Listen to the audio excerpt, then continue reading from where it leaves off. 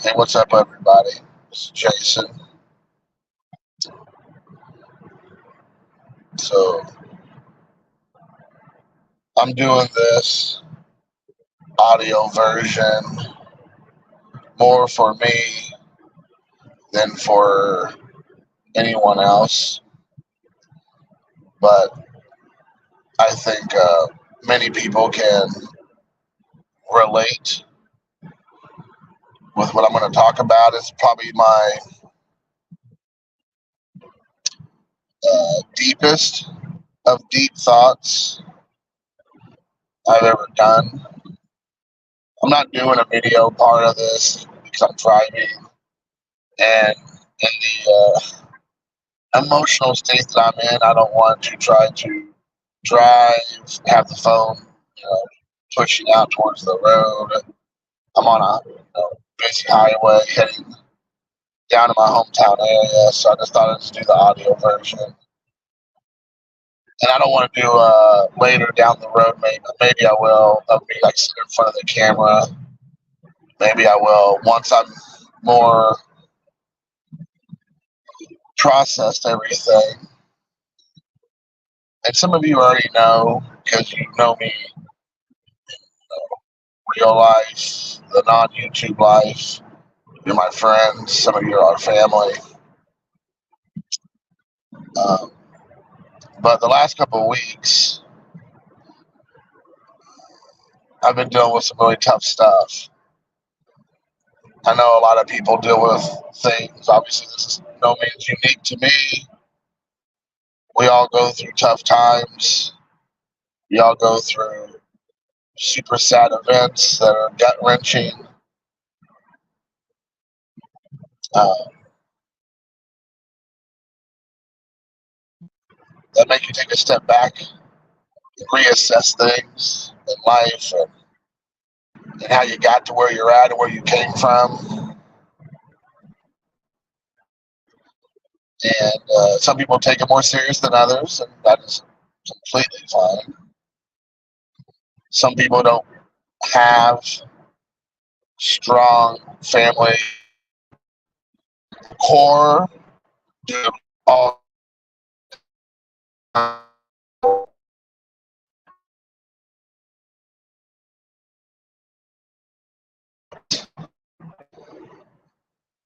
I was notified a couple weeks ago that my father had become very ill, surprisingly, out of the blue.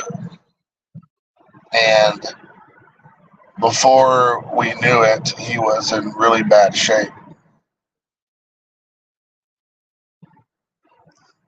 And I don't live in my hometown area. I'm from southern Indiana. I'm about 2.5 north of the home area.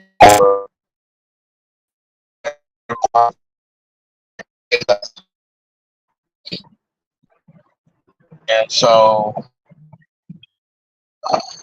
I wasn't involved a lot initially in the situation with my dad. And he had, uh, had health. He's had health issues in the past, but he always usually comes out on top. And so I was just thinking, as I think a lot of us were initially, that he had some scare, but he'll be okay. Well, unfortunately, that didn't happen.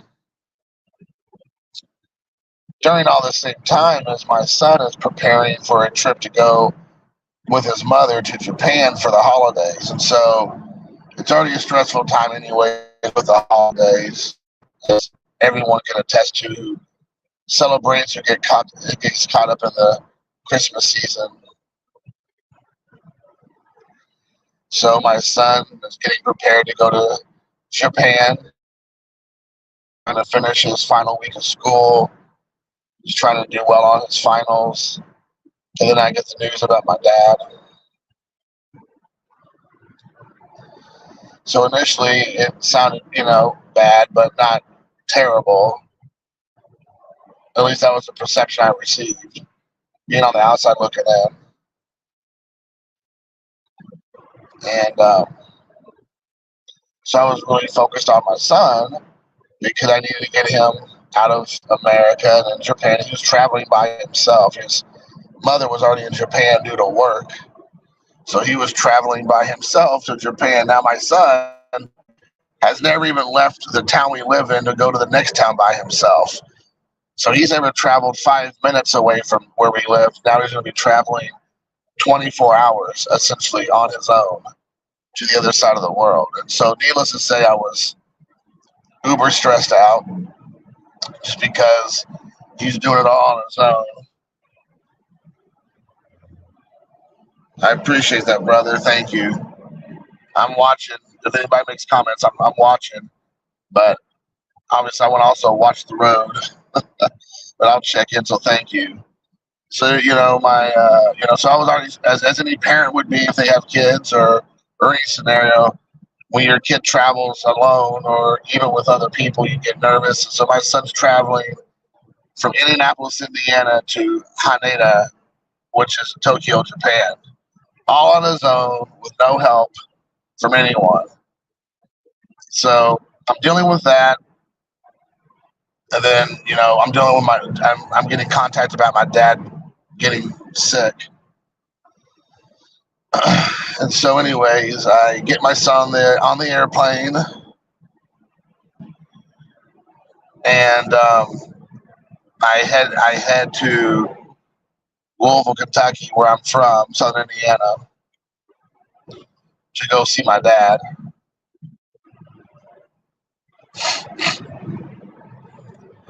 And he's way worse than I thought he was. And I'm not going to get the details because the details don't matter, and most people are not going to care. But I'm just talking about as the overall picture. When you see your parent or a loved one in a situation that was unexpected, it's very surprising. I think you can prepare if you have a loved one who's sick. You can kind of mentally prepare. It's never going to be easy, but you can kind of mentally prepare for what the outcome is going to be. Also, the person who's going through it will be able to prepare to a degree. It doesn't make it any easier, it doesn't make it any better, but it just prepares you in a way that at least you have time to process what's happening. But in this situation with my dad, he was totally fine and then he wasn't. So to see him, the last time I saw him was a few months ago when I went down with my son to visit, probably right around school, starting up with him because he plays football and he's super busy with football. So we usually try to come a couple of times throughout the summer when he has some downtime or during a holiday break so we can get down there to visit, and then, we head back. So the last time my son and I saw my dad, we're having a good time, hanging out, visiting, full of life. So fast forward to December 23rd, and, he's basically a shell of himself. It's very startling to say the least. And he was still himself at the beginning. So I stayed for 3 or 4 days. We celebrated we try to celebrate Christmas Eve and Christmas Day with him. But you could tell he just, was getting weak, and he would have moments of clarity and strong, and he would talk to us and try to communicate and have a rapport, which is great. And he was kind of his normal self. I would say those 3 or 4 days I was there, he was more himself than he wasn't, which is great for him and for all of us because we got to see the old man in his all his glory, being cantankerous, silly, everything's a joke. But he was in such bad shape.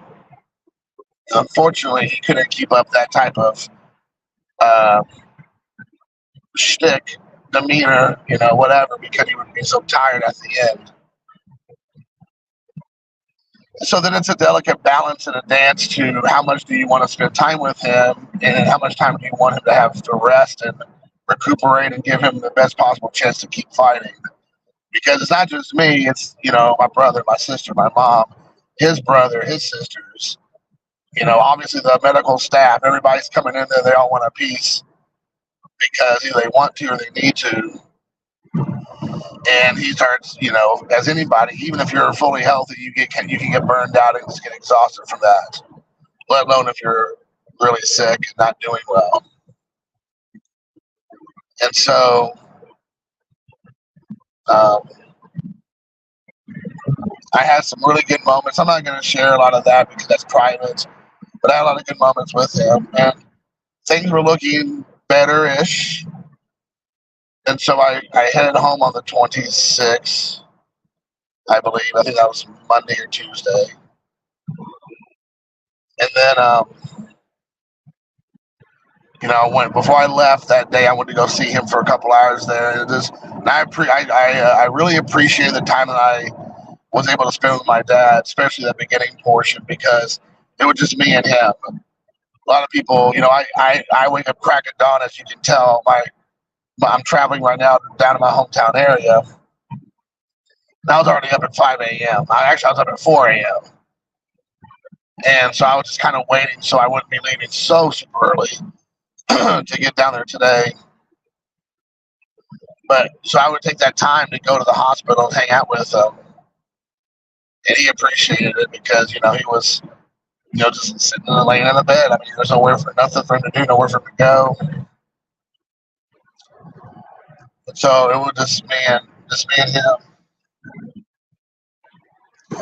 just talking and catching up, which was great.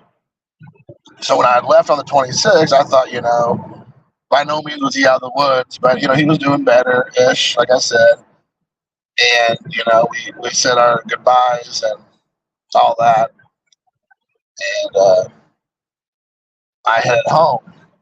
I had to get back because on the 30th, my son was coming back in town with his mother, and I needed to pick them up from the airport. So, this whole time it's just so stressful for me. Again, I'm not trying to make it like no one else in my family was having a stressful time, including my father. Absolutely not. But mine just had a layer on top of whatever everybody else was going through.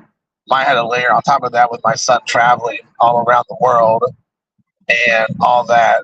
I should have said he got his mother picked him up in Tokyo safely, and he had a great time with visiting his grandmother and his aunt and uncle and his cousins in Japan and visiting there. So that gave me a lot of peace of mind and happiness and joy that he had that opportunity with his family in Japan, and that I kind of kept him afloat on what's going on with his grandfather. But I didn't want to take away from his trip because there was really nothing for him to do.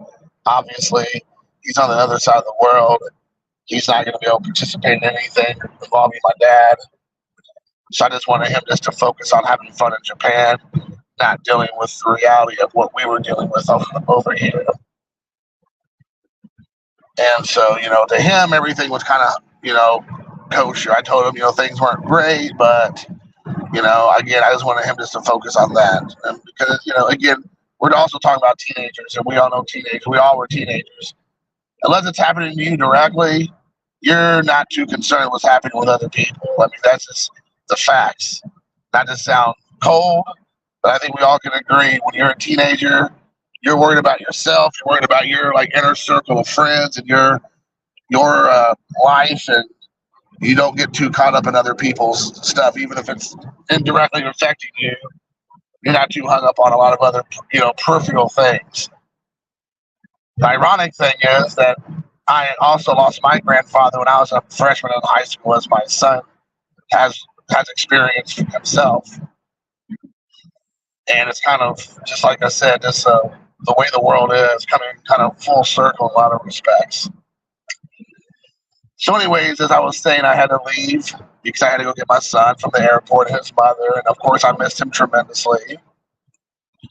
So I had to leave regardless if I wanted to stay or not. I had to head out to go get them. So I came home and then spent the last couple of those few days between getting things in order, getting myself, together as best I could because obviously I was super stressed out, just super concerned and worried, and of course sad beyond belief. And the 30th came around, and I got to spend time with my son and his mother for a little bit, just basically an hour, just a ride back from the airport to where we live. Got to catch up with him and hear about the trip and see pictures, which was great. But I only really I had like basically 1 hour with him after almost 2 weeks. Well, the next day, the 31st, is my birthday. And so I was going to be going out with my ex-wife and my son's mother and my son for like some, birthday festivities. Well, he was so jet lagged, he couldn't get up in the mid-morning, early afternoon to do anything. So me and his mom just went out together, which was very nice of her to take me out for my birthday, which was great. And then I was going to do something with my son later on that afternoon. We were going to go out together for dinner and have like a little birthday together with him. So I'd finished going out with his mother to brunch, essentially. I'd gotten home, and then my sister contacted me and said, "You need to get here." My brother contacted me and said, "You need to get here. Dad's not doing well." My uncle had been there, and he had gotten really way worse. And so my uncle contacted my brother contacted me, and so on and so forth. And so since I had heard this before, I just asked my brother, I'm like, how bad are we talking? And my brother was like, yeah, because he's not one to over-exaggerate or get too excitable. But when he told me things were bad, I was like, oh my gosh, okay. So like I said at the beginning of the video, it takes about 2 hours and change to get down there from where I live. So I was like, going as fast as I could legally go without getting myself in trouble driving too fast to get down there. I get down there, and as you said, Dad was not doing well. So super scared, of course, as one would be. He got a lot weaker, and he just wasn't able to talk anymore, really, and things just looked really, really bad.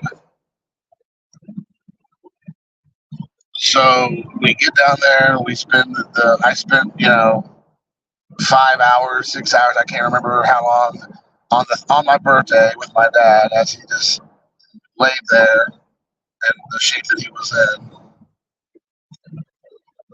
And he looked like he got a smidge better, and so everybody kind of dispersed, or maybe I was the last one there, actually. I think maybe I was the only one there that day.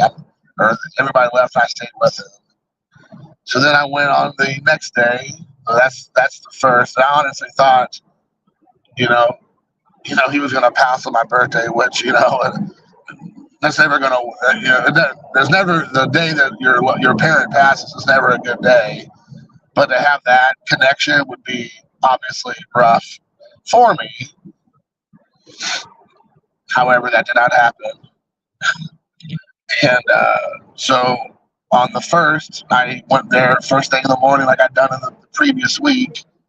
I got there crack of dawn, spent some time with him. No real progress. About the same, maybe a smidge better. I had been there all day. My brother and sister came. We were all there. We were waiting to talk to the medical staff. And so we had to wait, because of course it's a hurry up and wait. We are dealing with we're dealing with the hospitals and doctors. They always tell you gotta hurry up and get there at a certain time, and then they make you sit around and wait until it's convenient for them to discuss whatever they want to discuss with you. So we wait and wait and wait and wait. And we talk to the medical team, and they give us their diagnosis or whatever. Obviously, what we already know is not good. But we get conflicting reports. They're like, he may make a couple days. Other people say it could be a couple weeks. So during that time, I decided this time around, because they were talking, it could be a lot longer than we initially had thought. I brought down all my work stuff because I can't work from home with my job. And so on the second, we were there. I was there all day with my dad, and on the first, and so on the second, I got everything set up the night before, and I was starting to work on the second in the morning. So I was just going along like everybody would with their day. I'm like barely into my morning, and my sister calls me up and says, "You need to get to the hospital like now." And this is like the third or fourth time in the last week and a half, 2 weeks I've heard that. And again, not that I was thinking she wasn't being sincere, but I was just like, "How bad is it?" And she's like, he's not gonna make it much longer. It's that bad." And so of course, I drop everything I'm doing. I head to the hospital fast as I can. And the cool thing is, I guess, if you can say cool or whatever, my brother was obviously heading in the same time. I see an elevator closing, and I put my arm through the thing at the last second, and my brother's actually already in the elevator. And so we get in there together. And then before that, my sister calls me and she's like, "How close are you?" And I told her, I'm like, "I'm looking at the hospital. I'm gonna be there within minutes. I just gotta park the car." She's like, "All right, you gotta get here. Like it's now or never." So, I get in there. I see my brother. We get in there. My brother did not know that's how bad it was. So he's talking to me almost like, again, like this is routine. And I told him, I'm like, "Hey, buddy, our sister, I'm just keeping all of my family's names out of this because they may not want their names out there," which I totally understand. I was just like, our sister was like, "Hey, like we got maybe minutes, buddy." He was like, "Are you serious?" And so obviously we walk in the room, and he passes right in front of us when we get in the room. Like we literally have minutes with my dad before he passes. It was the most traumatic thing I've ever experienced. It was the hardest thing I've ever experienced. They kept him, I guess, alive and long enough for us to get there. And then, we got to be with him there at the very end. And it was so very tough, as you can expect. And it's been difficult, to say the least, as one would imagine. And so it is never really, until you're in the situation, as I'm sure all of us know, you don't really realize how difficult it's going to be, maybe, or maybe you do. Maybe you just are that kind of person. But I think in my mind, you would never imagine how difficult that is. And I guess maybe it also has to do with how close you are to your parents, the person that you may be with in that situation. You're not that close to them. That, it's obviously sad and all that, but it's not as hard. So,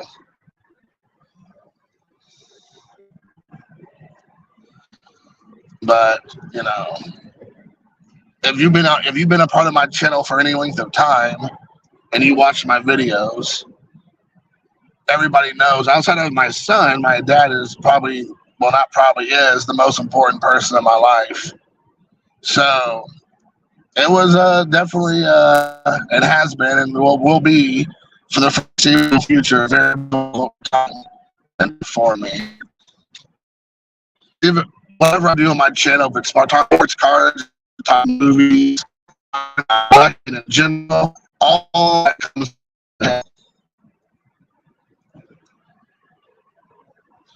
Hey, thanks, Troy. Thanks, TTM Autograph, aka Tony. I appreciate it, man. Yeah, it all comes from him. Nothing. If it wasn't for his influence and his, I guess you could say mentorship in the world of collecting from back in the 80s, I would not be the collector or the super antique flea market-y auction guy that I am, because of his influence.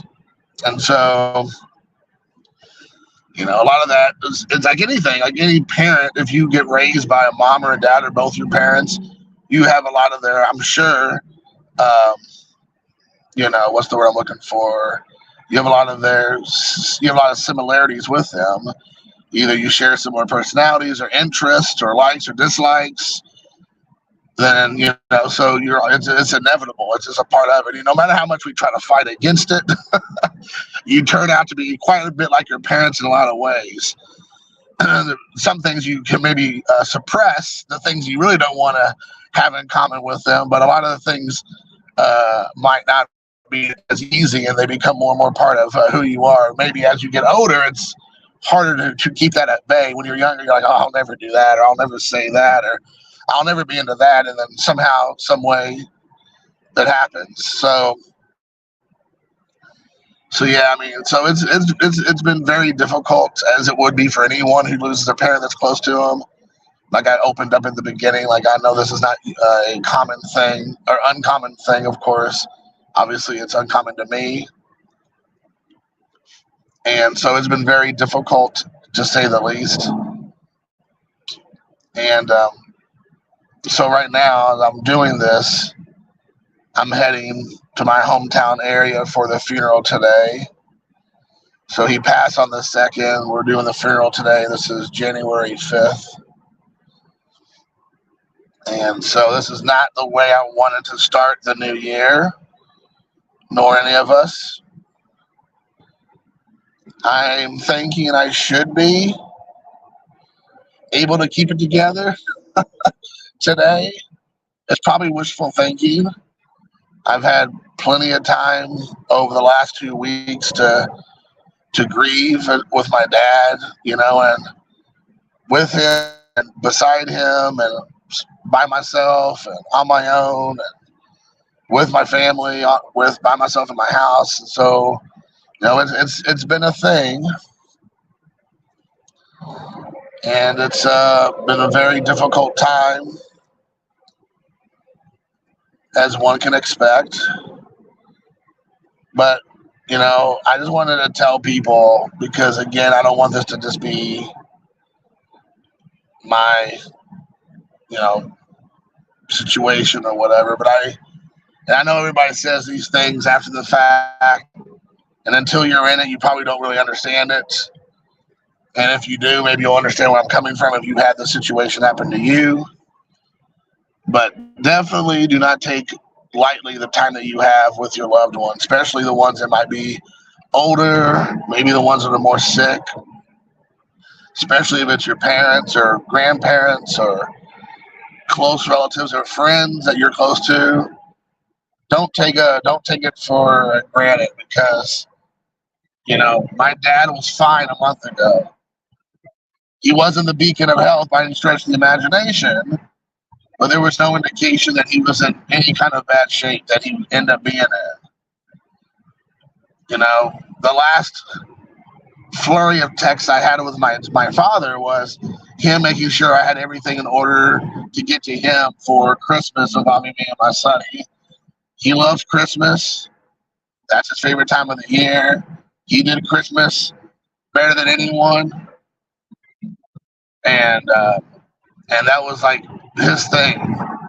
When we were growing up, and I'm sure I've shared this on my channel before, I have a brother and sister, both younger, and my dad and my mother would have each one of our couches in the living room, or like a love seat or a recliner, and those each one would be literally filled and flowing over and under with presents every Christmas.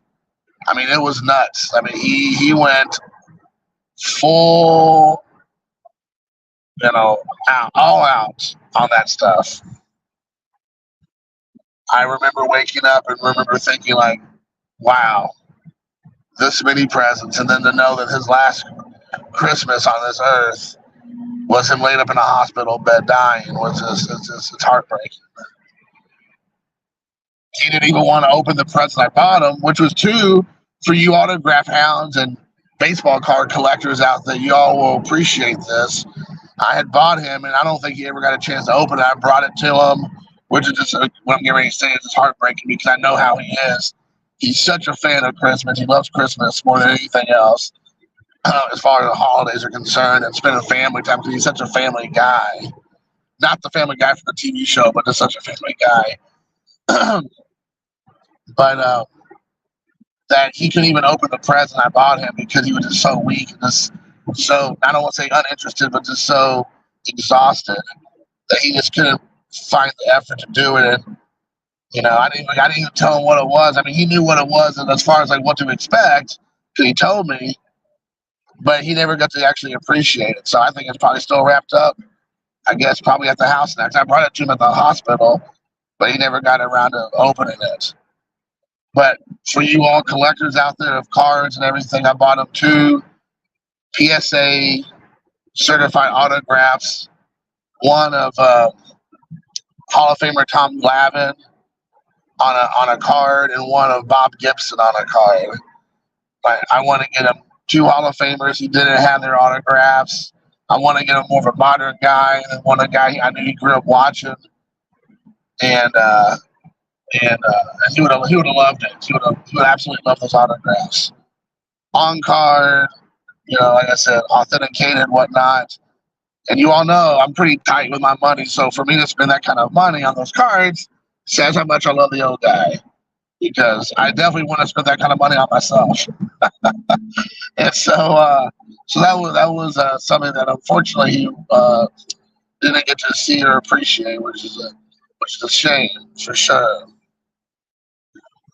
But as I was saying before I kind of wrap this up, is that please take it from me. And like I said, this is not something that is by any means earth-shattering to hear, but definitely take the time with your family, especially any family or friends that are sick or older, because you just don't know how much time you're going to have with them. And it may be the last time you see them, maybe the last time you see them, their full selves, healthy or strong, so you can have that lasting memory for both of your sakes, not just for you. That just sounds selfish, but for both you guys.